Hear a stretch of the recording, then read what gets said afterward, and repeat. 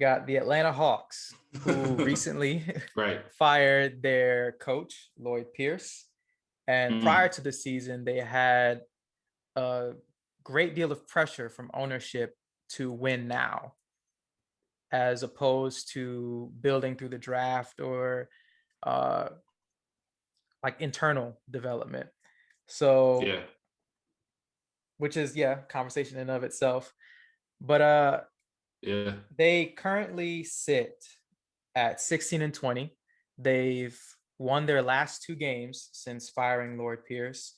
They sit at 10th in offensive efficiency in the league, and they sit at 24th in defensive efficiency in the NBA. So that kind of speaks to their struggle. But my question to you, they almost, with their additions this summer, because they had a large summer. They had a really big Bollywood, multiple additions. They basically put all of their cards on the table as far as winning as soon as possible. So their philosophy stands in direct opposition almost to other teams that were rebuilding last year. So my question to you, looking at where they are in the standings and looking at what ownership's expectations for them are, do you think that they rushed their rebuild? Um, did they rush their rebuild? I don't want to say that they rushed their rebuild because I think that they have assembled enough talent to legitimately compete in a weak Eastern Conference. And they also have crafted a team around a burgeoning, star in Trae Young. Someone say he's a superstar, but because of the certain style in which he plays, where it's high volume, a lot of scoring, filling up the stat sheets, but not those stats not really translating to wins all that much. It's a little dicey. And then his lack of defense. But it's his atrocious defense. That's a word that could be used. Yeah, I think he's statistically the like, worst in the league. Yeah. Yeah, I was like, lack of defense is really putting it mildly. And so because of that, but despite all that, they built around him and they've drafted several pieces around him, as well as, brought in a veteran guard like Rajon Rondo, brought in Clint Capella via trade, and have gathered all these pieces. And on paper, it looks like a team that could win. It looks like a young team that has a lot of scoring potential, that can do things, but their defense is bad. And that comes with, culture and head coaching and personnel decisions. So did they rush the rebuild? I don't know if they rushed the rebuild, but so I got to disagree. I don't think they rushed the rebuild. I think that they just have that higher expectations because of the talent that they've assembled, because you have, a guy like Trae Young who can light it up, and because you have all this offensive potential with the John Collins, all this shooting with the Kevin Huerter, and this a relatively deep team in terms of offensive talent. So they just got to find a defensive identity. And so I understand the ownership and GMs like, we don't have patience for this. This is a team that has potential. We need somebody that can take the keys and run with it, because this is a fast car and we live in a win now league. If you don't, superstars, they love to be traded. They love to be disgruntled. Everybody's entitled. So you can't show a team that has all this young talent that, hey, just trust the process. We're going to go after this for develop you for another 3 years. It's like, no, we need to get some wins. We need to get some W's. The talent is here. We just got to work it. Yeah, I disagree, obviously, because I'm the one that wanted to talk about it. But I think that, they are in a conference where you can compete without the vast amount of additions that they've made over the summer, because we see from the Eastern Conference, after that third seed is dicey. There's like a game and a half, I think, between fourth and 10th. Like there's so many teams that are moving up and down. The Bulls, I think, were in 6 and they lost the game and went all the way down to 10. So it's like there's so much parity, I guess you could say, in that last part of the conference. I don't think it was necessary to make those additions. And also, I think that those additions didn't necessarily work out, and some of that is not on them. Bogdanovich hasn't been healthy. Rajon Rondo also hasn't been healthy. True. Chris Dunn hasn't really played. And I mean, Danilo Gallinari has looked like a shell of himself this year. So Mm. there are so many things that are out of their control, but I do think that the pressure from ownership, I think that it rushed the timeline, because I do think that there's something to be said for taking your time and building your team. I think that that is a better recipe for long-term success. Drafting well, um, picking the right guys for your culture and moving forward that way, I think is a lot it's a more effective method of building a team, in my opinion. Because I Mm. think that you have all of these contracts that are on your books now, that if it doesn't necessarily work out, you may have to do another reset, Yeah. you know? So I think this team was good in theory, but I think that in practice, like right now they're 16 and 20.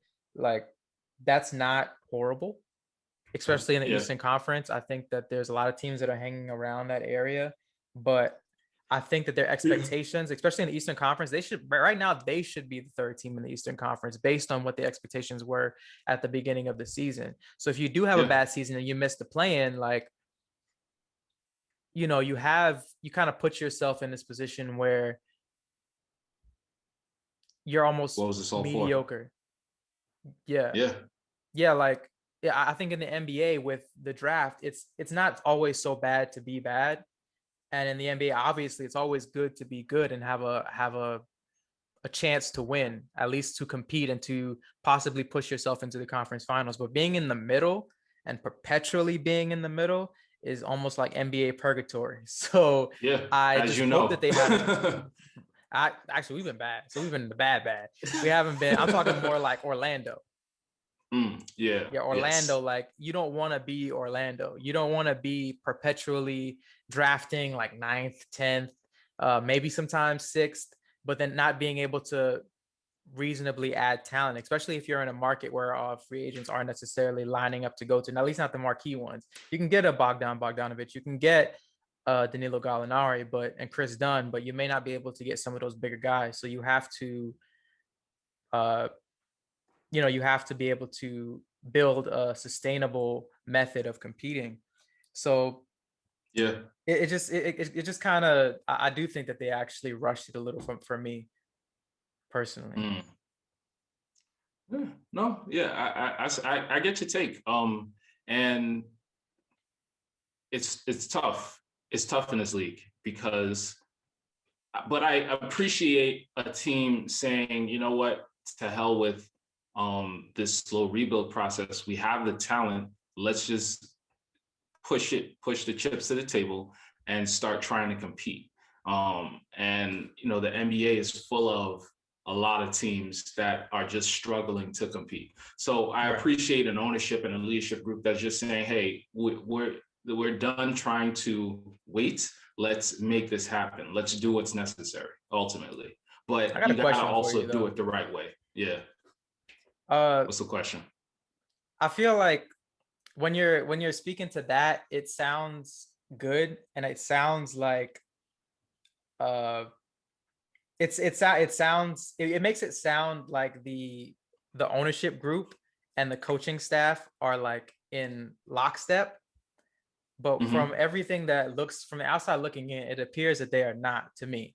It appears Okay. that like the coaching staff and the players are on one timeline and the ownership is on another. Like the ownership is like Mm. win now, and the coaching staff is probably like, hey, maybe we should try to build a little bit slower. Let's try. We were completely out of it last year. How about we try for like the ninth seed, eighth Mm. seed? Like, and it just seems like there isn't much synergy. I think that if we can, like, of course, I always got to plug our teams on the podcast, but I think that you can see in the Bulls and the Knicks that ownership and the coaching staff are in lockstep. They have the same mission, they have the same goals. And I think that going forward, that benefits your team more than ownership saying, like, we need to win now when your team isn't necessarily ready. And also with the Right. firing of Lloyd Pierce, like, it clearly shows that there is some level of discombobulation between the players, the coaches, and the organization itself. Yeah. Because the players, apparently, I was reading that they, especially Trae Young, were in favor of firing Lloyd, when in reality, like, not only was his timeline rushed, but he hasn't had his full roster. Like DeAndre Hunter was averaging like 17 and a half a game this year with really good two-way potential, and he hasn't really been playing. So it's like, Yeah. and they were really, I think he was a part of some of their best lineups this season. So Yeah, like definitely. now when you take him out, when you have just Trae Young on the floor and no Clint Capella, they're horrible defensively. And when you have no Trae Young on the floor, they can't score. So it's like they have this conundrum where they need players that are going to be able to level it out. And DeAndre Hunter could have been that guy, but Yeah. it's like he's not out there to play. So there's no real time or real process of evaluating Lloyd Pierce's potential as a coach when he didn't really have a chance with his full roster. And now he's like, for him as a coach, like Mhm. now his record as a coach is horrible, and he never really got a chance to improve it because now he's fired and now he's sitting with a horrible record as a head coach, and there's no like redemption. He didn't get the Brett Brown. He didn't get to sit through all the years of being bad and then having the opportunity to improve. But Yeah. But there was also a lot of reports that in the locker room that I was listening to this on the Ringer the other day, that players weren't particularly happy with Lloyd Pierce and that right. he didn't have the greatest reputation in the locker room.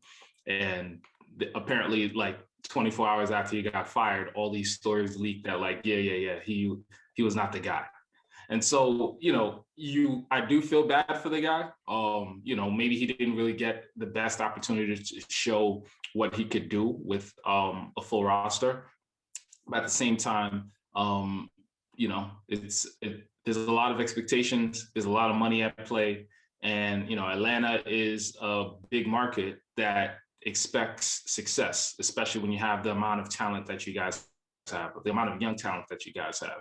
So yeah, they are in a bit of a pickle. They are in a bit of an identity crisis. With the win now expectations, with offensive potential, but a very strong lack of defense and grit that would be necessary to effectively compete in today's league. So we'll see what happens ultimately.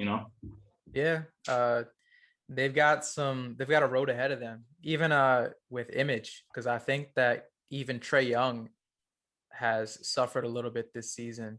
I mean, obviously, like people were on him about his defense. I think that in some ways it's warranted, but Yeah. I think his behavior, especially when it comes to foul drawing and refereeing, has changed this year. I remember watching the first game, I think, of the season. Hawks play the Bulls, and they waxed us by like 30 something. But Mm. watching Trae Young like come around screens and then wait for his man to come around the screen and then basically back up into the other person's momentum and put up a shot and get a foul repeatedly was infuriating. But it was infuriating Mm. as a fan. So I was like, all right, well, that's just part of the game. But then watching even someone he idolizes in Steve Nash say that something like that isn't basketball, and watching Mm. him curse out refs, like it's just been a complete change in terms of how he's perceived. And I think that a lot of players act that way. It may or may not be fair, but I think that it's been kind of a sign of or it's been almost a symptom of what's been going on with the team this season. Yeah. So And have you that's have you also noticed? yeah, like that's something that happens in other teams. My the Knicks are, star rookie guard Emmanuel Quickly is a master at that.